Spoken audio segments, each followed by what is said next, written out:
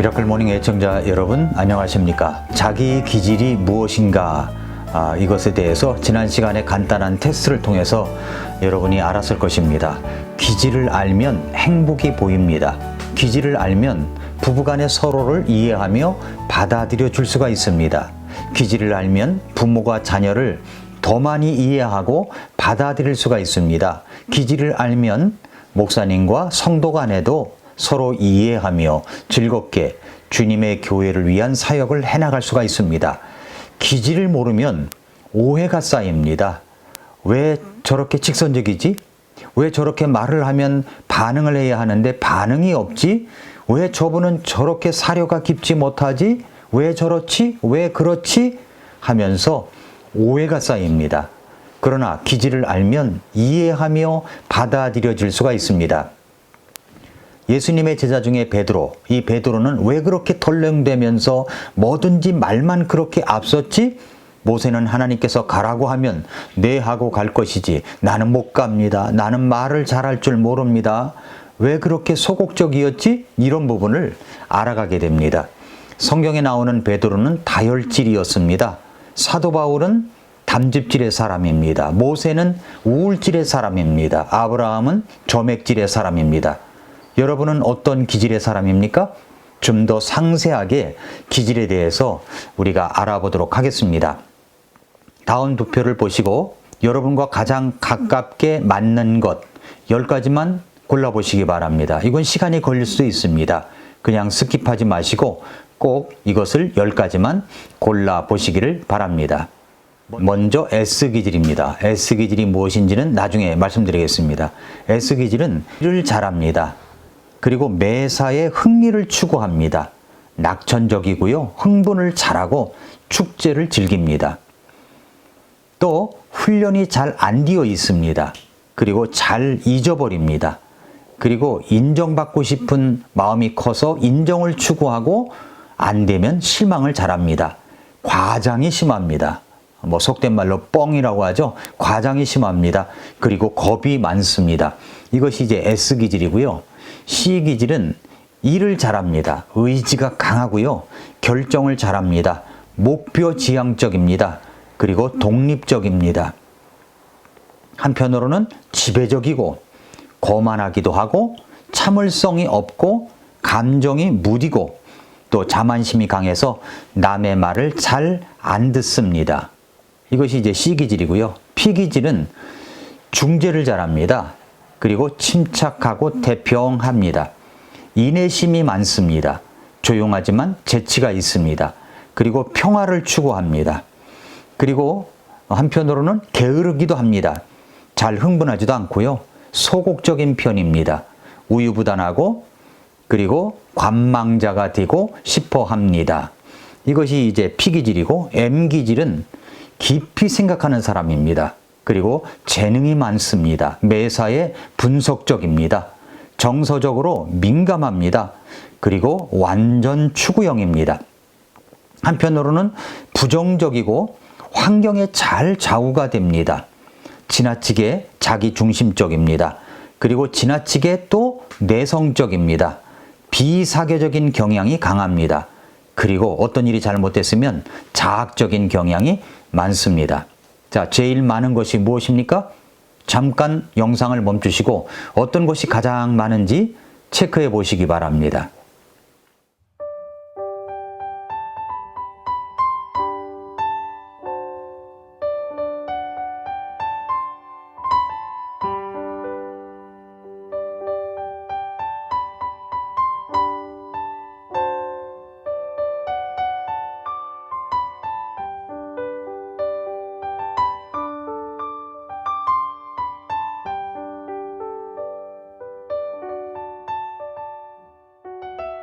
자, 무엇입니까? 그러면 지금부터는 4가지 기질의 장단점에 대해서 살펴보겠습니다. 오늘은 2가지 기질, 다음 시간에 또 2가지 기질에 대해서 이야기를 하겠습니다. 먼저 첫째로 다혈질입니다. 다혈질은 별명이 인기스타입니다. 나를 봐주세요. 나에게 관심을 가져주세요. 이런 기질입니다. 이 다혈질의 욕망은 관심과 칭찬을 요구합니다. 다혈질은 하늘의 무지개에 의해 그네를 매달고 푸른 하늘 은하수의 쪽배를 젓는 그런 모습입니다. 우울질이 잡초를 보면 다혈질은 꽃을 봅니다. 타고난 무대 체질입니다. 사람들의 칭찬을 먹고 삽니다. 심하면 공주나 왕자가 됩니다. 다른 사람의 시선을 의식하고 칭찬을 먹고 삽니다. 그래서 이런 분들에게는 칭찬하고 칭찬하고 칭찬해야 합니다. 모든 일에 칭찬을 아끼지 말아야 됩니다. 다혈질을 다루려면 먼저 분위기를 만들어야 합니다. 다혈질의 장점이 있죠. 아까 S기질이라고 이야기했는데 그 S기질이 다혈질입니다. S기질의 5가지가 뭐냐면 그 앞에 부분 잘하고 매사에 흥미를 추구하고 낙천적이고 흥분을 잘하고 축제를 즐깁니다. 이게 다혈질의 장점이에요. 다혈질의 단점은 훈련이 잘 안 되어 있습니다. 잘 잊어버리고요. 인정을 추구하고 안 되면 실망을 잘하고 과장이 심합니다. 겁이 많고요. 지속성이 결여되어 있습니다. 다혈질은 훈련을 계속 받아야 합니다. 언어 생활도 훈련을 해야 합니다.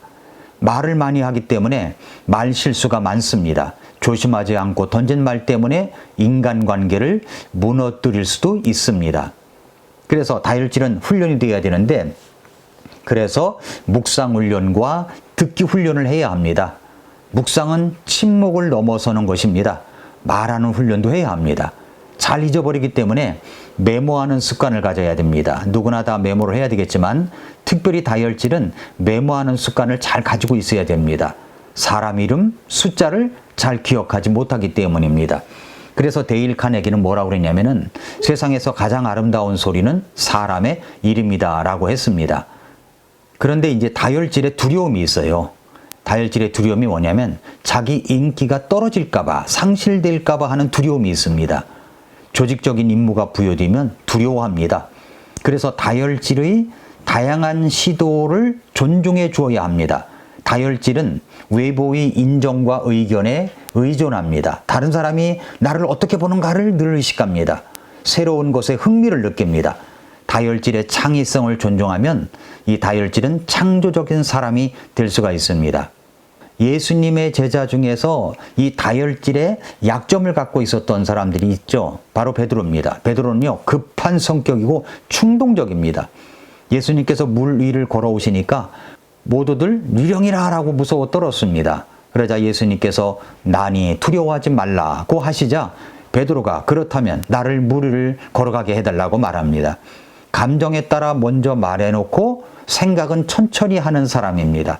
일단 일을 저지르는 사람입니다. 시작은 하지만 끝을 잘 맺지를 못합니다. 이것이 이제 지금까지 이제 다혈질의 특성을 살펴보았습니다. 이제 두 번째로 담집질입니다. 담집질 특성을 보겠습니다. 강력한 리더입니다. 타고난 지도자형입니다. 나를 따라오라. 그 담집질의 욕망은 뭐냐면 성취와 지배입니다. 외형적이며 역동적인 행동가입니다. 불가능을 가능케 하기를 꿈꾸면서 아주 성취욕이 강하죠. 항상 변화를 추구하며 의지가 강하고 단호합니다. 그래서 담집질의 노래가 있다고 하죠. 전후의 시체를 넘고 넘어 앞으로 이게 담집질입니다. 담집질의 장점은 뭐냐면 일을 잘해요. 의지가 강하고요. 결정을 빨리빨리 합니다. 목표지향적이고 독립적인 다혈질이 인간 중심이라면 담집질은 목표 중심입니다. 담집질은 어떻게 해서든 일을 처리합니다. 그런데 여기에 담집질의 단점이 있어요. 그 단점이 뭐냐면 지배적이죠. 거만할 수도 있고요. 참을성이 없을 수도 있습니다. 감정이 무딜 수 있습니다. 자만심이 강해가지고 남의 말을 잘 안 들을 수도 있습니다. 그래서 이 담집질은 어떻게 훈련해야 되냐면 담집질에게는 직선적인 언어가 필요합니다. 그리고 담집질은 대화와 휴식이 필요합니다. 담집질은 잘 쉬지 못하는 기질이기 때문에 여유로운 것을 멀리하고 즐기지 못할 수가 있습니다. 담집질의 두려움이 뭐냐면 지배권을 상실하는 겁니다. 지배권을 상실하는 것. 그러나 이것을 알아야 합니다. 항복이 행복의 지름길이라는 것을 알아야 됩니다. 타고난 지도자이기 때문에 지배하려고 하지 말고 사실 섬기려는 훈련이 더 있어야 하는 것입니다. 예수님의 제자 중에 담즙질이 있었죠. 이 담즙질의 약점으로 본 예수님의 제자 사도 바울을 보면 사도 바울은 타고난 지도자였습니다. 예수님을 만나기 전에도 그는 지도자였습니다. 그런데 거친 부분이 있었죠. 스데반이 돌에 맞아 순교를 할 때 이 사울은, 나중에 바울이 되지만 사울은 그것을 마땅히 여겼다고 할 정도입니다. 인정이 약합니다. 눈물도 부족합니다. 거친 부분으로 밀어붙여서 성취만 하려고 하는 경향이 있습니다. 그래서 담즙질은 자기 부인이라는 말보다 자기 성취라는 말에 더 관심을 가집니다. 그런데 담즙질은 이것을 알아야 됩니다. 예수님의 낮추심, 자기를 낮추시고 죽기까지 복종하신 것을 자기 몸에 습득을 해야 됩니다. 사도 바울이 바로 이렇게 변화된 사람이 되었습니다. 자, 오늘은 여기까지. 다음 시간에 점액질과 우울질에 대해서 또 자세하게 살펴보겠습니다. 여러분의 기질은 무엇입니까? 내 배우자, 내 자녀들의 기질은 무엇일까요? 기질을 이해하면 행복이 보입니다. 아침마다 새롭다. 오늘도 미라클 모닝입니다.